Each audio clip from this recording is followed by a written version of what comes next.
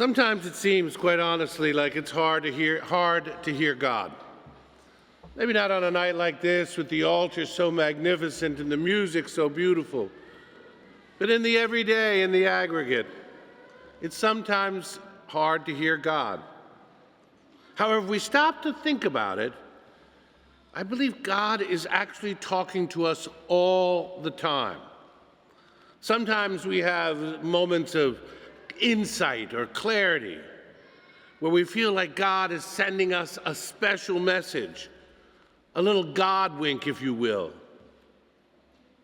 But those moments are less about God randomly deciding to communicate with us and more about our suddenly hearing his voice, which is constantly around us. The sweet music of God's love, of his grace, is playing around us all the time, whether it's in the beauty of nature or in the love of your friends and family, or in church and in the Mass. When we have an insight, it's because our heart opened up to hear his words of love that are being spoken to us all the time. Each morning when the sun rises up, he reminds us that light will always conquer death. As spring melts the chill of winter, he is speaking to us of the victory of life over death, of the victory of the resurrection that his Son won from an empty tomb to change history forever. Another interesting fact is that every time I believe that a wound heals in our body, God is reminding us about Christmas. He's reminding us about the birth of Jesus. How so? Well, when the body is wounded, an internal mechanism is set off to begin the healing process. The healing comes not from without, but actually from the within. From the very depths of the womb, the body sends blood vessels and all different into this process that heals a wound from the inside out. Because if it didn't, otherwise, the infection of our body would be trapped within, and we would end up sicker than if we just had the wound, and it would worsen over time. This message, every time you nick yourself shaving or you cut yourself with a paper cut, is a reminder of Christmas, believe it or not. You see, this is how God chose to heal our world. As humankind self-inflicted the wound of sin and selfishness, it estranged us from God and brought about even the tragedy of death. And God formed a healing mission to save his creatures whom he created in his image and likeness.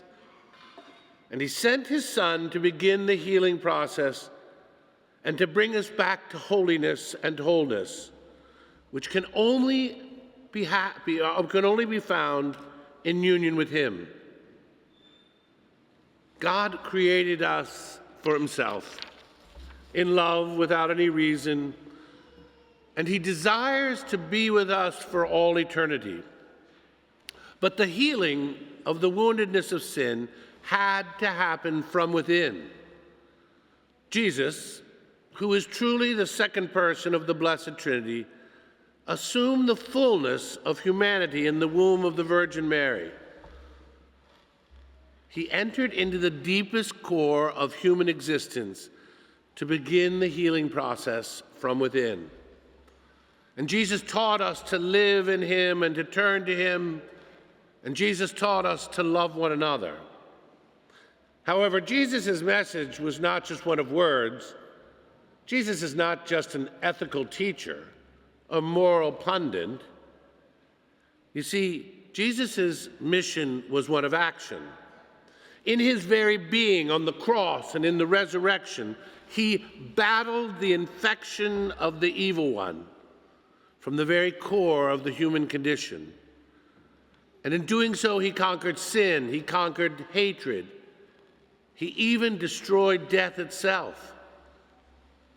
So when Jesus rose from the dead and ascended into heaven, he brought our humanity into the very space of God, into union with God once again. And when he sent his Spirit at Pentecost, he brought that divine life into our space, into our world, to give us the power of his kingdom, to form his kingdom here on earth, and to prepare us to live in an eternal union with him. He prepared us for heaven, where he desired to be with us forever. This is especially true that Jesus, who told us that he would be with us till the end of the ages, comes truly present at every Mass, body, blood, soul, and divinity. So Christmas is a celebration, but it's not just a celebration of a birth of a baby 2,000 years ago, but of the unity of humanity and divinity in the person of that little baby. Jesus is true God and true man. And in Jesus and through Jesus and with Jesus, and only in Jesus, do we find unity with God. So on that cold night, in a manger, in abject poverty, but in the love of a family, he enters into the depths of who we are. He enters into the darkness to bring us out of the darkness and into the light that he is. So back to the question, is God speaking to us? He spoke his word on that first Christmas in Jesus Christ. And the arrival of that Savior initiated a kingdom where God and humanity are joined forever. The sweet music of his grace, the carols of the angels play around us all the time. Surrounded by this love, we can only hear him if we turn off the noise for but a little bit and open our hearts and minds to him, and thus receive the greatest Christmas gift of all. Merry Christmas, everyone. I think you can do better than that, actually. Merry Christmas, everybody. Merry Christmas.